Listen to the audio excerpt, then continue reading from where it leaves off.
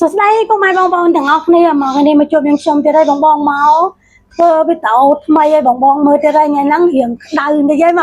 កមើលទាំងអស់គ្នា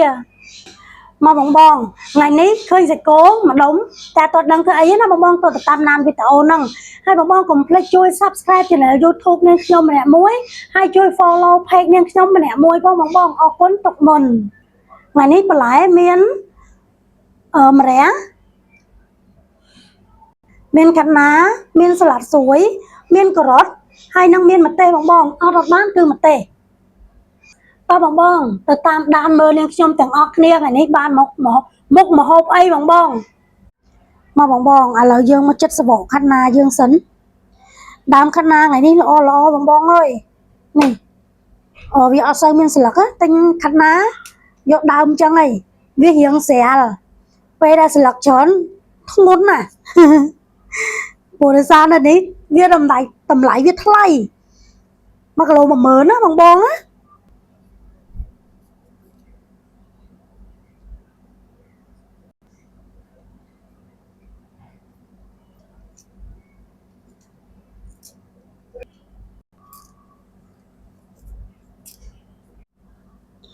មកបងឥឡូវខ្ញុំចាប់ផ្ដើមមកហាន់សាច់គោហាន់ឲ្យស្ដើងបងសាច់គោខ្ញុំថ្ងៃនេះក៏ហមល្អមែនតើបងអើយនេះយើងហាន់វាឲ្យស្ដើងអូយបងមើលនេះអូយស្ដើងល្អមែនតើហ្មងណាបងសាច់គោនេះខ្ញុំដាក់ទូកកដើម្បីឲ្យវារៀងរឹងទៅវាស្រួលហាន់អញ្ចឹងទៅវាស្ដើងល្អនេះបងមើលនេះមកបងឥឡូវខ្ញុំបានដាំទឹកពុះហើយឥឡូវខ្ញុំចាក់ខ្លាញ់ចូលមកជ្រោយបងដើម្បីឲ្យយើងស្រោបន្លែទៅឲ្យវាឃើញពណ៌ស្អាតចាក់វាចូលនេះខ្ញុំដាក់ដើមខាត់ណាខ្ញុំស្រោចូលបងបន្លែខ្ញុំស្រោនេះមាន3មុខមានដើមខាត់ណាមានការ៉ុតមានម្រះបងឥឡូវខ្ញុំទុកវាមួយឡែកសិនឥឡូវខ្ញុំមកធ្វើទឹកជ្រលក់មកបងឥឡូវបន្លែខ្ញុំស្រោបានឆ្អិនល្មមហើយបងកុំស្រោវាឆ្អិនពេកស្រោមកល្មមបានហើយដើម្បីឲ្យវាជ្រប់ឥឡូវខ្ញុំចាប់ដើមស្រង់វាចេញ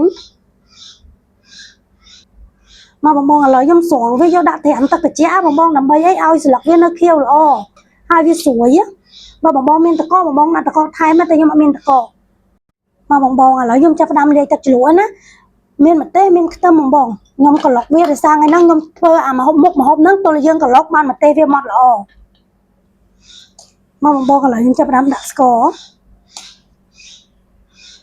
វាចេញបងរសជាតិបងដាក់តាមចំណង់ចំណូលចិត្តបងចូលចិត្តជូរបងដាក់ជូរបងចូលចិត្តផ្អែមបងដាក់ផ្អែមបើខ្ញុំចូលចិត្តជូរមកបងឥឡូវខ្ញុំចាប់ដើមច្របាច់ក្រូចចូល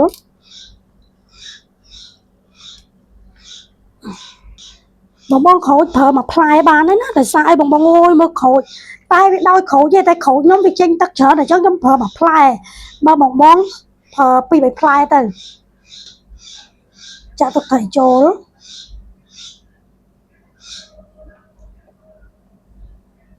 ទឹកត្រី3 ស្ព្រាបងឥឡូវយើងចាប់ដើមកូរឲ្យសព្វមកបងឥឡូវខាត់ណាទឹកភ្នែកខ្ញុំហើយឥឡូវខ្ញុំចាប់ដើមស្រោចទឹកជ្រលក់បងនេះដាក់ម្ទេសឲ្យវាហឹលអញ្ចឹងមកបងបានវាកាត់ឆ្អាបមកបងថ្ងៃនេះបានមុខម្ហូបរៀងថ្មីទៀតណាបងថ្ងៃនេះបានខាត់ណាទឹកភ្នែកនេះបងមើលទាំងអស់គ្នាបងចង់មើលវីដេអូវែងមាននៅក្នុង Page ក៏មាន YouTube ក៏មានដែរបងកុំភ្លេចជួយ Subscribe Channel YouTube នាងខ្ញុំម្នាក់មួយហើយជួយ Follow Page នាងខ្ញុំម្នាក់មួយផងបងណាអរគុណទុកមុន